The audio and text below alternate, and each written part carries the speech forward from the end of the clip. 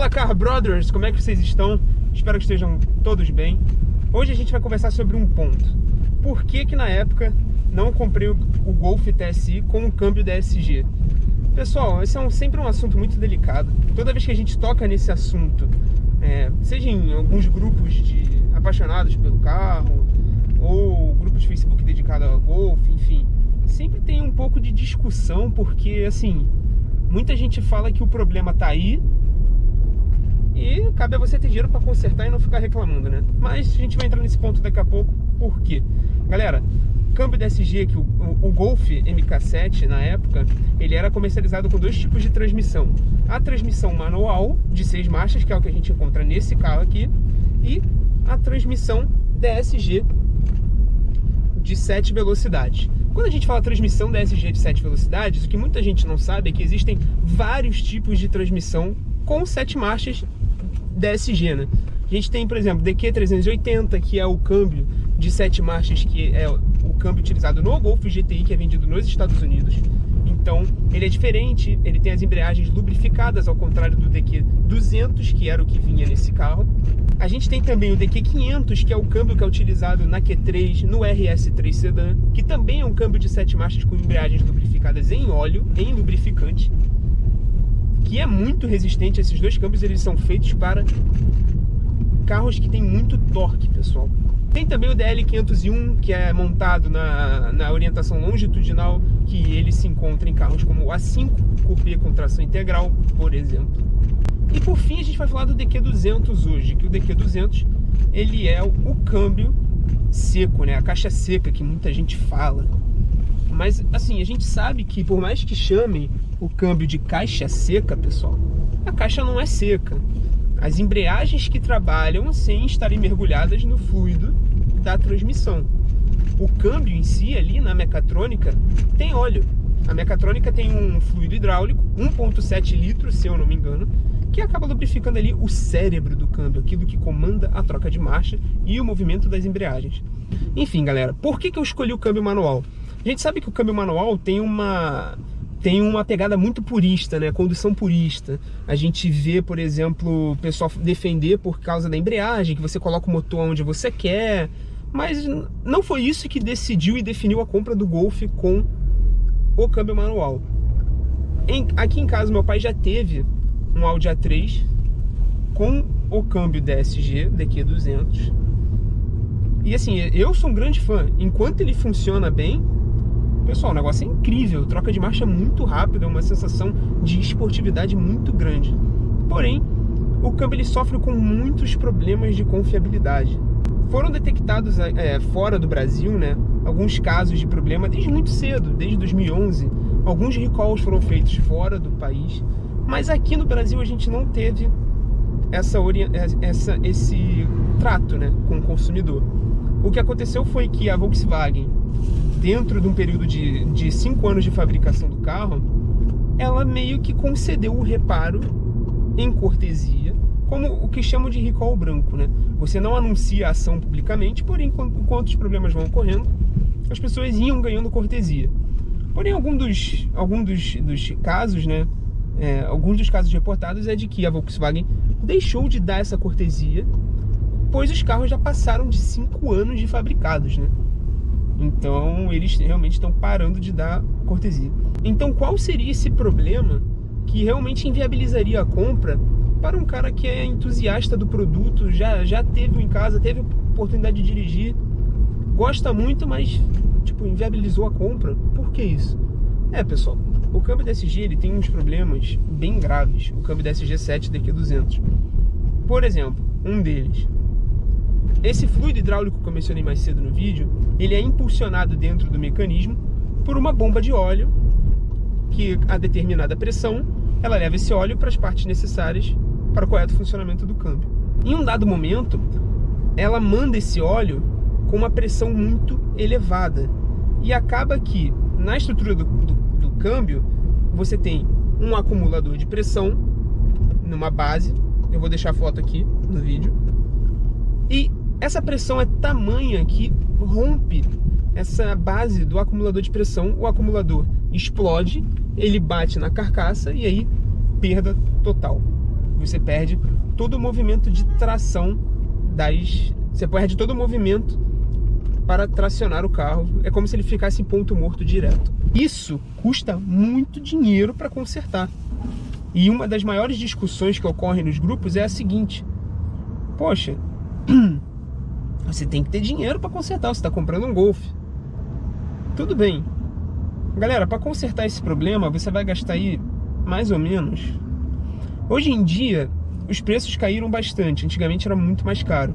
Mas você ainda vai gastar aí com uma mecatrônica recondicionada, papo de uns 4 a 5 mil reais.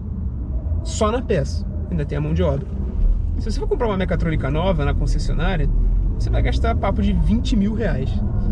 Galera, é normal num produto como o Golf ou um Audi A3, por exemplo, você ter uma falha crônica em que você tenha que desembolsar, poxa, sei lá, 1/4 do valor do carro para consertar?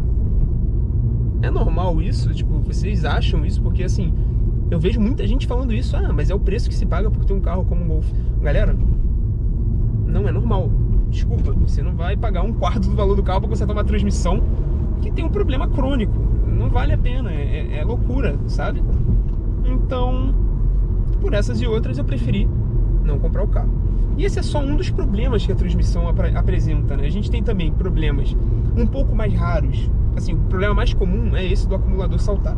A gente tem alguns outros problemas mais raros, como problema nas solenoides que ativam as embreagens, mas isso é um papo muito técnico que eu não vou me aventurar.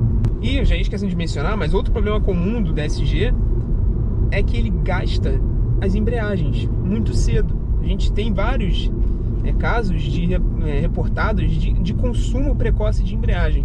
Inclusive, no A3 que a gente teve aqui em casa, né, que era um A3 sedã 1.8 turbo, a gente vinha sentindo que com 23 mil quilômetros, o pedal já começava a vibrar nas saídas, né, quando o carro vencia a inércia.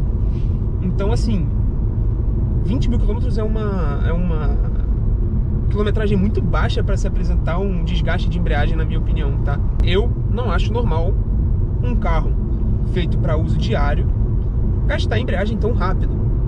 Não entra na minha cabeça. Se vocês têm uma opinião contrária, manifestem aí nos comentários, porque para mim não vira esse tipo de situação. Poxa, 20 mil quilômetros uma embreagem gastar? Negativo. E para trocar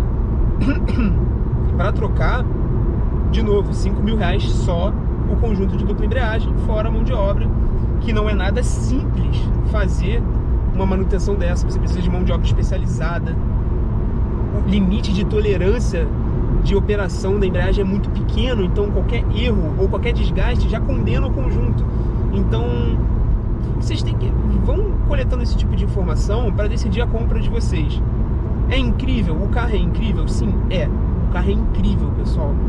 O câmbio DQ200, enquanto ele funciona, é incrível. Eu não lembro de ter dirigido um carro com trocas de marcha mais rápidas do que aquele carro, assim, com aquele câmbio. Não me recordo. A condução é muito prazerosa, mas por outro lado, a gente tem custos de reparo que ainda assim são muito elevados. Então, fica a seu critério. Se você acha que gastar 12, 13 mil para resolver um problema que é crônico e vai acontecer, tem gente que leva 190 mil quilômetros, tem gente que leva 20 mil. Então, se você acha pertinente gastar um valor desse de manutenção para ter a experiência do câmbio de dupla embreagem, que é fenomenal, vá em frente. Eu acho que é um carro para você. Você não vai se arrepender de ter essa conta, porque o prazer na condução vai ser muito grande. Porém, se para você é decisivo, porque na minha opinião, se você poderia pegar esse dinheiro e colocar para pegar um carro de outro segmento, né? Enfim, se para você é decisivo e tem que gastar isso, não inviabiliza a compra do carro, assim como foi para mim, câmbio manual no Golf TSI, ou você teria que partir aí para uma BMW, um câmbio ZF, por exemplo, se a gente falar só de carro alemão, né? Teve uma empresa, pessoal, chamada Kinergo, é com K, eu vou deixar escrito aqui no vídeo. Eles desenvolveram uma solução onde eles reforçam esse acumulador e essa parede onde ele fica situado. Eu vou deixar a foto aqui do kit deles. Assim, alguns relatos de que não resolve o problema, porque esse excesso de pressão de óleo, se não estourar ali na base do acumulador, ele vai estourar em outro canto. Então meio que seria algo para proteger, porque nesse caso o acumulador, na hora de explodir, ele não bateria, ele não iria para cima e não estragaria a carcaça do câmbio, né? Porém, assim, relatos de que não resolve o problema, mas pode amenizar o custo do reparo. E como o nosso câmbio, né, nossa moeda está muito desvalorizada, esse kit é importado, pode ser que ele saia bem caro, por volta de R$2.000, para você fazer essa proteção, que pode ser que nem venha resolver o problema, né? Mas é uma das tentativas que a gente pode fazer, né, para quem tem esse carro, né, com esse câmbio, para tentar consertar, para tentar remediar, né?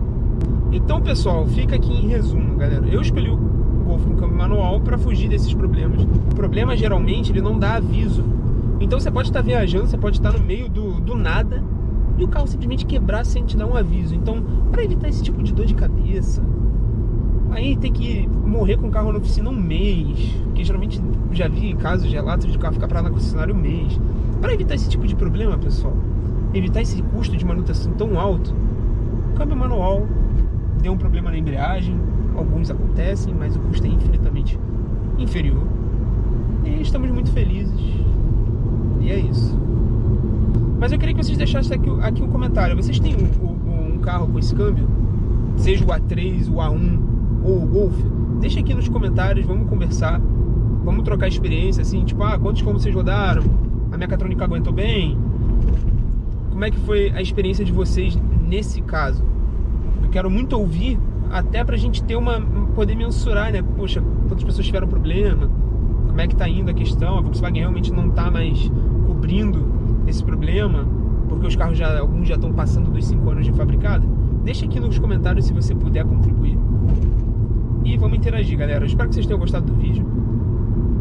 Lembrando que eu tenho colocado os vídeos aqui no canal todo domingo e toda quarta-feira. No domingo eu coloco os vídeos às 3 horas da tarde e na quarta-feira às 17. Então obrigado aí a todos que estão assistindo. Espero que esteja tudo bem com vocês. Valeu, pessoal. Até o próximo vlog, a gente falando sobre carro. Valeu, galera.